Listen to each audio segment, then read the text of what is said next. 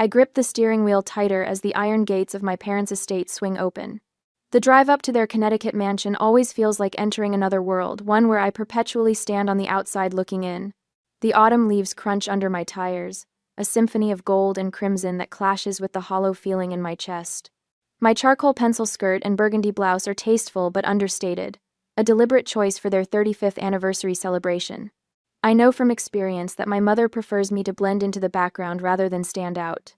Before I can even collect my purse from the passenger seat, Eliza's silver Mercedes pulls up behind me.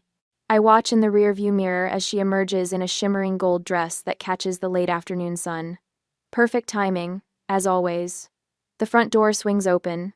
My father stands tall in his tailored suit, my mother radiant beside him in pale blue silk. Their faces light up as Eliza floats toward them. "There's our princess," Mom calls out, arms outstretched. Dad wraps Eliza in a bear hug, lifting her slightly off her feet. The guest of honor arrives. I step out of my car, smoothing my skirt. Mom glances over Eliza's shoulder, her smile dimming just enough that only I would notice. "Veronica, you made it." A statement, not an exclamation. Dad offers a quick pat on my shoulder before turning back to Eliza. "Sweetheart, wait until you see the decorations. We've outdone ourselves this year." Inside, the grand foyer sparkles with crystal and silver. White roses and lilies spill from oversized vases, their scent almost overpowering. A string quartet plays softly in the corner. Nothing but the best for Robert and Eleanor White's anniversary. I scan the entrance to the dining room, where a framed seating chart sits on an antique stand. My finger traces the elegant calligraphy until I find my name table 14, far corner, near the kitchen doors, 6 tables away from my parents and Eliza. "We wanted to make sure you could network," Mom says, suddenly beside me. "The Hendersons will be at your table. They're always looking for tech consultants." I nod, swallowing the familiar ache. How thoughtful. She pats my arm distractedly before floating away to greet early arrivals. The event planner, a rail-thin woman with a clipboard permanently attached to her hand, corners my mother near the grand staircase. I move toward the bar, but their voices carry across the marble floor. "About the photographs, Mrs. White," the planner says. "We've scheduled the photographer for 7:30. Will that work for the family portraits?" My mother's voice drops to a stage whisper. "That's fine. But make sure we get one with just the 3 of us, Robert, myself, and Eliza. That's the one we'll want enlarged for the living room." My hand freezes around the champagne flute a server has just handed me. The 3 of them, not 4, never 4.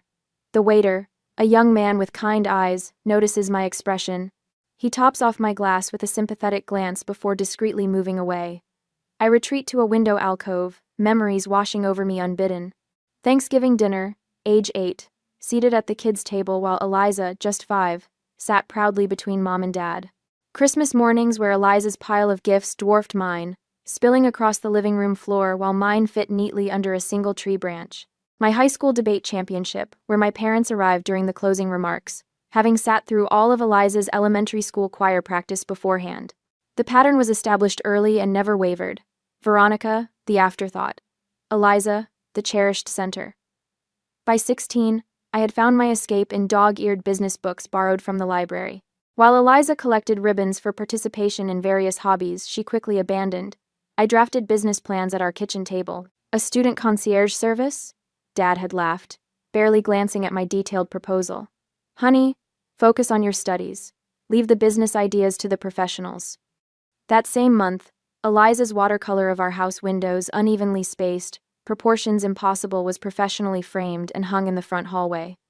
My Regional Young Entrepreneur Award collected dust in my bedroom closet. The doorbell chimes again. Guests pour in, gravitating naturally toward Eliza's tinkling laugh in the center of the room. I drift toward the edges, helping Aunt Susan find her seat, showing Uncle William where the restrooms are located. "Veronica." My father calls, not quite looking at me as he passes. "Make sure the caterers don't forget the special champagne for the toast. The Veuve, not the Moet." I straighten my spine and nod. Of course.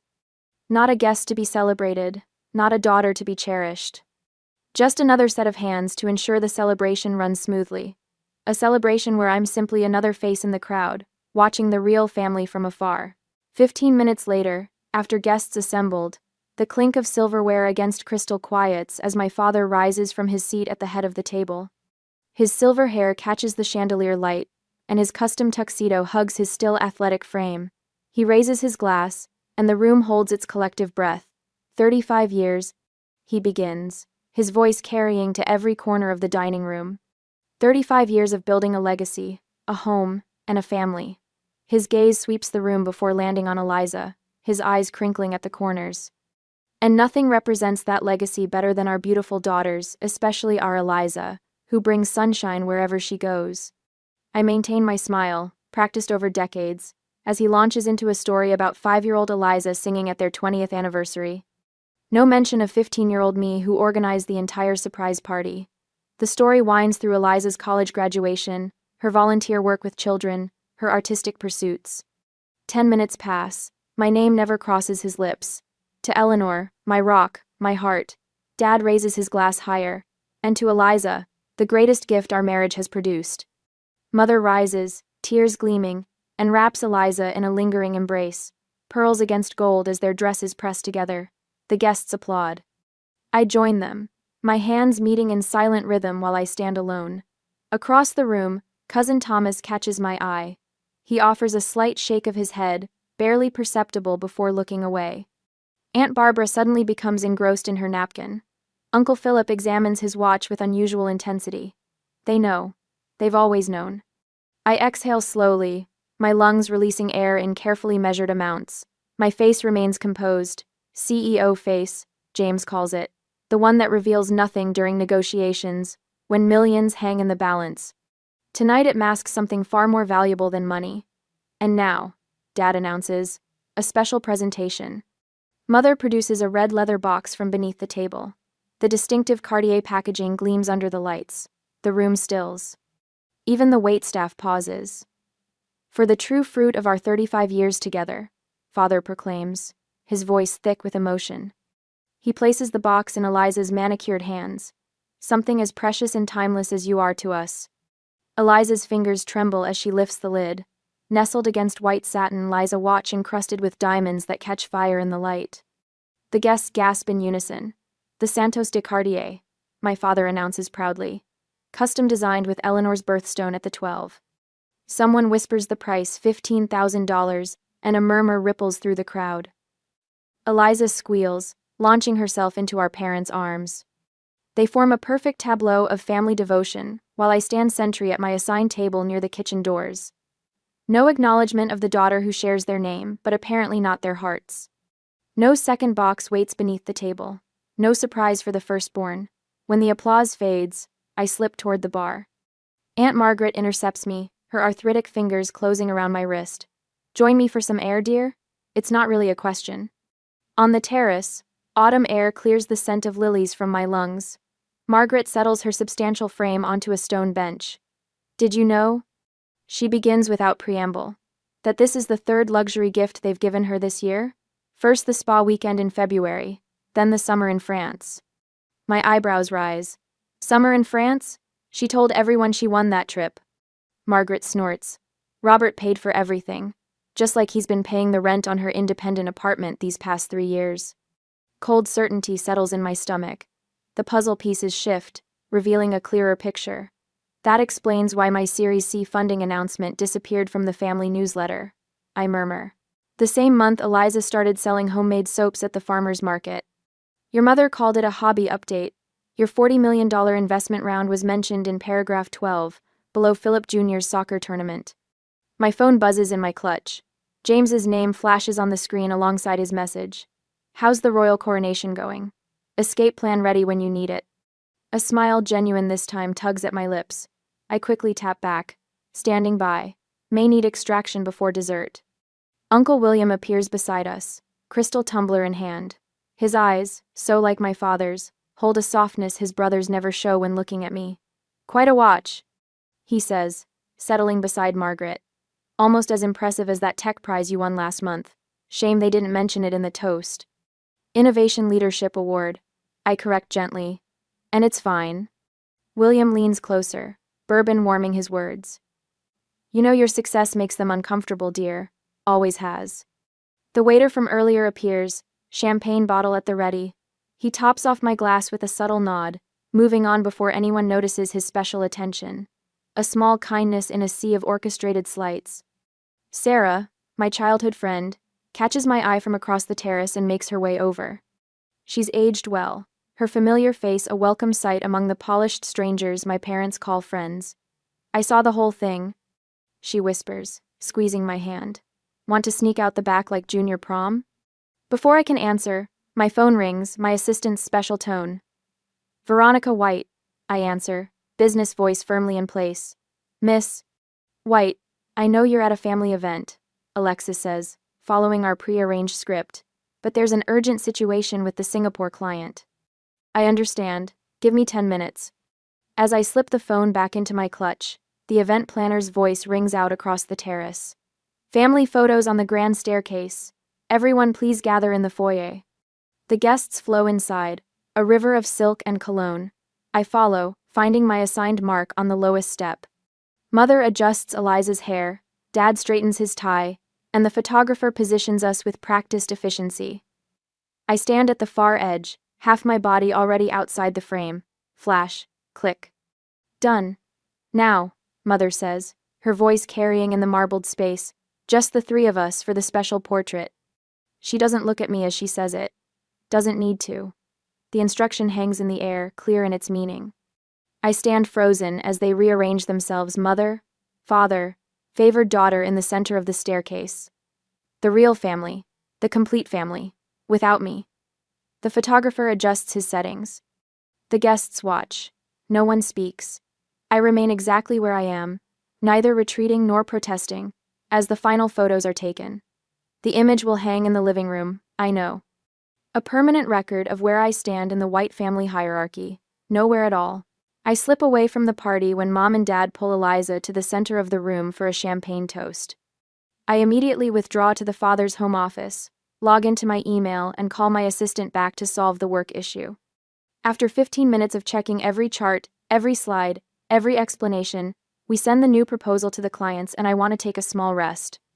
My footsteps echo through the hallway as I climb the familiar staircase to my childhood bedroom. Just a moment of peace, that's all I need. When I push open the door, the air catches in my throat.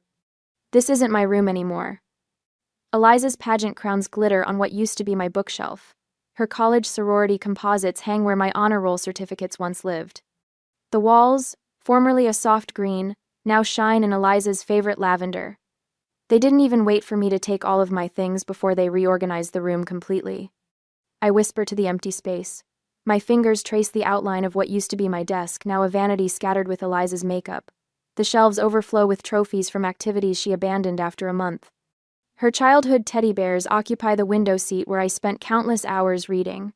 I open the closet, the last place anything of mine might remain. A cardboard box sits in the corner, labeled Veronica Misk. Inside, my college diplomas rest beneath my Young Entrepreneur Award. My summa cum laude tassel is tangled around my business school graduation photo. Everything that marks my accomplishments, everything that defines my journey, stuffed away like holiday decorations. A crystal clarity washes over me. Nothing will ever change. I will always be the box in the corner, the afterthought, the chair by the kitchen door. I sit on the edge of the bed, now covered in a lavender duvet. My hand brushes something hard beneath the pillow. Curious, I pull out an old book, my grandmother's copy of Jane Eyre. My name is written inside the cover in her elegant handwriting. To my Veronica, a girl who will forge her own path. With love, Grandma Margaret. I remember how Grandma would pull me aside at family gatherings, her eyes twinkling as she slipped me books, while Eliza opened mountains of gifts. Books build inner worlds, she would whisper, where nobody can tell you who to be. As I turn the pages, an envelope slips out, yellowed with age, but sealed with wax bearing my grandmother's initial. My name is written across the front. The laughter from the party drifts upstairs as I break the seal. The letter inside is dated 3 weeks before Grandma died, nearly 5 years ago. My dearest Veronica, if you're reading this, you've finally sought refuge in the pages of Jane Eyre. I knew this day would come, when the weight of invisibility became too much to bear. I recognize the pattern all too well. Your grandfather's family treated me just as yours treats you, as though I were a supporting character in someone else's story. But know this, my darling. You are the protagonist of your own life. I have made arrangements with Mr. Abernathy at the bank. There is an account in your name only, containing both funds and my personal journals. The code to access it is the date we visited the Metropolitan Museum. Just the two of us. This is not about money, though that will help. This is about legacy. You are my true heir in spirit, the one who carries my determination. The quiet ones observe, learn, and ultimately succeed where the celebrated ones falter. Remember, Veronica, sometimes family is who sees you, not who shares your name. With endless faith in you, Grandma Margaret. The tears come hot and fast, blurring the words. She knew. All those years, she saw what was happening and prepared this lifeline. My grandmother, the only person in this house who ever truly saw me. I reach for my phone, needing to connect with people who value me. 3 messages await from my business partners. James. How's the family circus? Remember, our dinner reservation is still on standby if you need an escape route. Michelle. That acquisition meeting went perfectly. The board voted unanimously in your favor. You're a genius, V. Remind your family of that when they put you at the kids' table. David. We're all here when you need us. Your real family. My fingers hover over the screen before I type back. Grandma left me a letter, and apparently an inheritance. I think it's time for me to stop waiting for a place at their table. Their responses come immediately. James. About time. We've been saving you a chair at the head of ours for years. Michelle. Whatever you decide, we're with you. David. Your grandmother sounds like the only smart white besides you. I think back to how they rallied around me when we started the company. How they defended me when clients assumed James was the CEO. How they celebrated every milestone with genuine joy for my success. How different from the hollow congratulations from my parents, always followed by, but Eliza. My jaw tightens. I slide the letter into my purse and walk to the wall, where a family photo from my high school graduation hangs. I'm on the edge, as always. I remove it from the frame, carefully cut myself free from the border, and place the small photo in my wallet. In Mom's dressing room, I spot Grandma's pearl brooch pinned to a scarf borrowed years ago and never returned. I unpin it gently, feeling its weight in my palm before securing it to my blouse. Downstairs, I spot Mr. Abernathy, my parents' financial advisor, sipping champagne near the garden doors. I approach with newfound confidence. Mr. Abernathy, I believe we have some business to discuss. I hand him my card. At your convenience, of course. His eyes widen slightly as he reads, Veronica White, CEO, White Innovations. He tucks it carefully into his pocket. I've been following your company's growth. Impressive work. Your grandmother would be proud. Yes, I say softly. I believe she would. The party swirls around me as I walk through the crowd, head higher than it's been all evening. No one notices as I hand my ticket to the valet. No one sees as my car pulls away from the house. In the rearview mirror, the lights of the party grow smaller. Tears stream down my face, but my breathing steadies.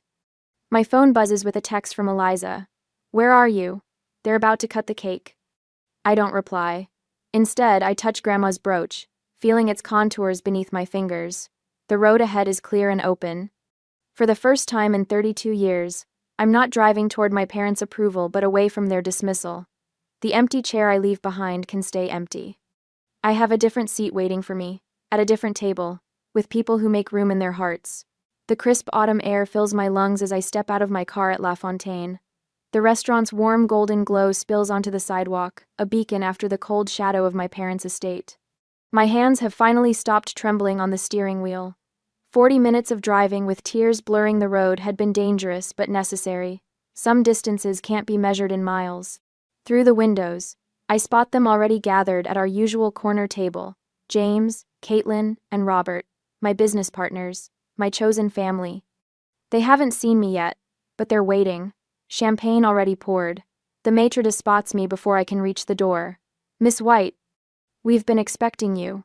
His genuine smile creates crinkles around his eyes. Your friends are waiting. Shall I take your coat? Inside, the restaurant hums with quiet conversation and the gentle clink of silverware on fine china. The scents of garlic, butter, and fresh herbs replace the cloying perfume of my mother's white roses. James looks up first, his face brightening. There she is. I slide into my waiting chair, the one that's always reserved for me, not 6 tables away from the people I care about. You actually escaped, Caitlin says, reaching for my hand. We were betting on whether you'd make it before dessert. James lifts his champagne flute. To the woman who built something real, he says. While others were planning parties, you were planning the future. The words unlock something in my chest. My smile, the first authentic one of the evening, feels foreign on my face, like a muscle long unused. My phone buzzes in my purse. Then again. And again. Let me guess, Robert says, eyebrows raised. The search party has been deployed? I pull out my phone. 3 texts from Eliza, each more frantic than the last. Where did you go? Mom is furious. Are you seriously ditching the anniversary? The screen changes to an incoming call, my mother. I decline it, but her voicemail follows seconds later. Veronica, I can't believe you would cause a scene by leaving early. People are asking questions. Call me immediately. My father's message arrives next, his voice tight with controlled anger. You've missed Senator Harris and the Douglases. They were specifically asking about tech consultants. Call your mother. I set the phone face down on the table. Not one of them asked if I was okay. Of course not, James says, refilling my glass. That would require seeing you as a person rather than an extension of themselves. Another message from my mother. Emergency meeting tomorrow at 2. You cannot escape this time. The restaurant door opens. A rush of cool air accompanies 2 figures I recognize immediately. Alicia from marketing and Devin from our development team. Did we miss it? Devin asks, breathless, waving his phone. The news just broke. My stomach tightens. Already? It wasn't supposed to hit until morning. James shrugs. Someone leaked. These things happen. Every phone at our table lights up simultaneously, then nearby tables too. The notification catches like wildfire across the restaurant. Breaking. White Innovations acquired by Stellar Tech for estimated $75 M. The calls begin almost immediately. Industry contacts, former clients, college professors who remember my early ambitions, each one expressing genuine excitement for my success. The restaurant owner appears with a bottle of their finest reserve. On the house, he says. My daughter used your productivity software to finish law school. Congratulations on your success. 2 more colleagues arrive, then 3 more. Our corner of the restaurant transforms into an impromptu celebration. We have something for you, Caitlin says during a lull. She places a small, carefully wrapped package in my hands. Inside the tissue paper lies a framed photograph I've never seen before. My grandmother at my age, sitting at her desk in the small accounting practice she built during a time when women were expected to stay home. Her eyes hold the same determined glint I see in the mirror. Where did you find this? I whisper, running my finger along the silver frame. Your Aunt Margaret. She thought you should have it tonight of all nights. Later, as I came back to my apartment, I opened my laptop. The email to my family forms slowly, deliberately. No mention of the acquisition. No details they can use to make my success about them. Just clear boundaries about my participation in future family events. I left early because I needed to be where I was welcome. I wish you both a happy anniversary, but I will no longer attend events where I'm treated as an afterthought rather than a daughter. Coda. My finger hovers over the send button. Not yet. Tonight belongs to those who see my worth without needing headlines to prove it. I close the laptop. For the first time in years, the weight of expectation lifts from my shoulders. Around me, faces shine with genuine affection. No hidden agendas. No conditional love. Tomorrow will bring complications. Tonight, I'm exactly where I belong. The next day, for the meeting, I choose the Meridian for our meeting, deliberately a sleek restaurant on the 40th floor of Hartford's newest skyscraper. Floor-to-ceiling windows frame the Connecticut River like artwork. A power spot. My territory, not theirs. Melissa, my executive assistant, arrives with me precisely 5 minutes before 2. Remember, she whispers, arranging files on the table. I'll signal when 30 minutes have passed. I nod, smoothing the burgundy silk blouse I selected for today. Armor, not appeasing attire. My parents arrive 7 minutes late. Mother's pearl necklace gleams against her cashmere sweater. Father's custom suit probably costs more than most people's monthly mortgage. They hesitate at the sight of Melissa, clearly thrown by her presence. I wasn't aware this was a business meeting. Father says, glancing pointedly at Melissa's portfolio. Just some documents I might need. My voice remains neutral. Melissa, Thank you for bringing these. Before they can object further, the hostess leads Eliza toward our table. My stomach tightens. Of course they brought reinforcements. Traffic was awful, Eliza says, sliding into the chair beside Mother. Her eyes dart nervously between us, the golden child sent as emotional bait. Mother dabs at her eyes before we've even ordered water. Do you have any idea how embarrassing it was? People asked where you'd gone. Any was? Family members noticed your empty seat, Father adds, leaning forward. The Hendersons specifically asked about you. The Hendersons, always the business connection. Never concern for me. I left after being excluded from the family photograph, I state simply. The one Mother specifically requested with just the three of us. Mother's hand flutters to her throat. You overheard that? It was just one photo, Veronica. Don't be dramatic. One photo that perfectly captures 32 years of family dynamics. Melissa silently slides a folder toward me. I open it, removing childhood photographs I'd collected and arranged chronologically. Christmas, 1998. I place the first photo on the table. Eliza front and center. Me, cropped halfway out of the frame. That was just a bad angle. Mother protests. I lay down another. My high school graduation. You both looking at Eliza while I hold my diploma. This is ridiculous, Father huffs. We attended, didn't we? The waiter approaches. Father orders expensive scotch. Mother requests sparkling water. Eliza mimics her choice.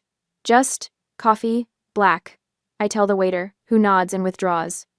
Eliza leans forward, voice rehearsed. I felt attacked when you left, Veronica. Like you were punishing me for being loved. The calculated guilt trips don't work anymore. I simply wait. We told the family you had work stress, Mother finally admits. That you've been under pressure. People understand burnout. How convenient. I sip water, letting the silence stretch uncomfortably. You've rewritten my absence into something that requires neither explanation nor accountability from you. Father's face darkens. You have obligations to this family. Your grandmother would be ashamed of your behavior. My laugh surprises even me. Grandmother left me a letter, and funds specifically designated for me alone. I removed the letter from my folder. She recognized the pattern when she was still alive. Mother pales. What letter? What funds? The ones you never told me about. The inheritance I discovered after her death.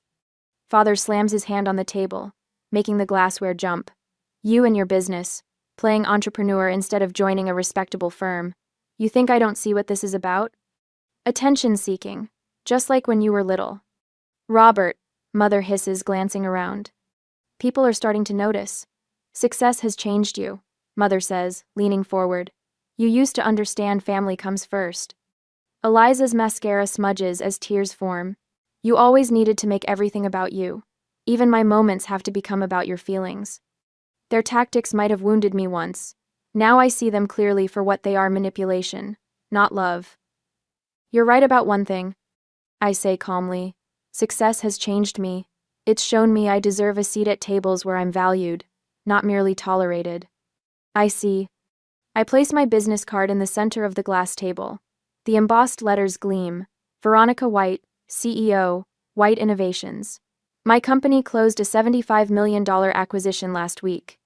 The news broke yesterday evening, during your celebration dinner. Their stunned expressions would be comical if they weren't so sad. If you wish to have a relationship moving forward, it will be on new terms. Equal respect. No more exclusion. No more Veronica in the corner while Eliza takes center stage. Father recovers first. Now listen here. No, I interrupt, standing. You've had 32 years to speak. I've had my say today.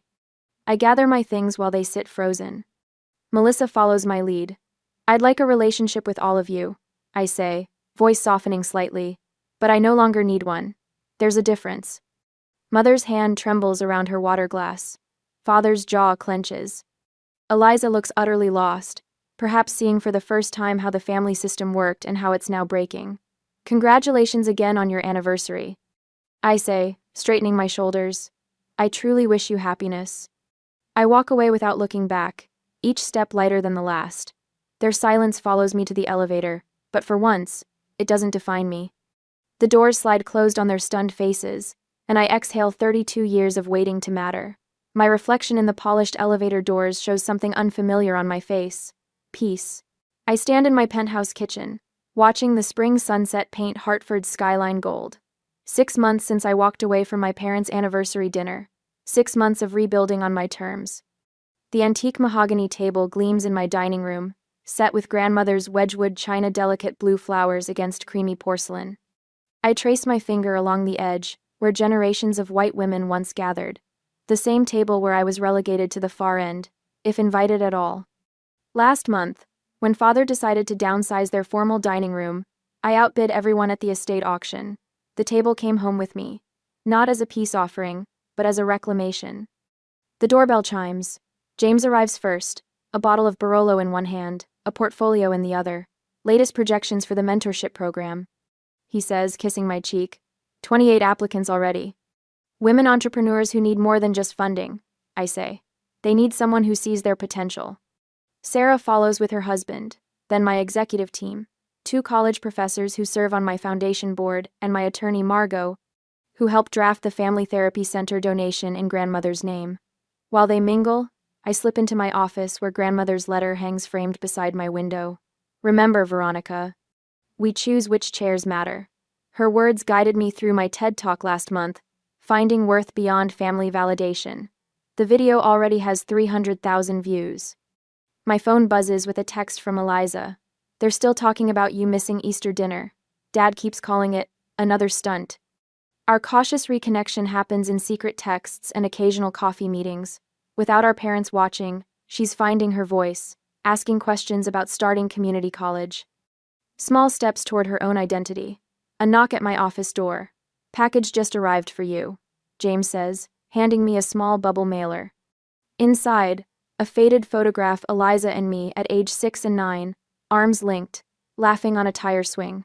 On the back, in my sister's handwriting, we were happy before they taught us not to be. I tuck the photo into my pocket and return to my guests. They've gathered around the table, wine glasses filled, conversation flowing. No one checking their watch or measuring their words. No subtle jockeying for favor.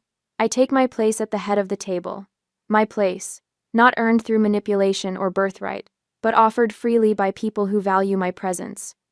To Veronica, James says, raising his glass, whose White Family Foundation just awarded its first scholarship to that brilliant girl from Bridgeport. To second chances, adds Sarah.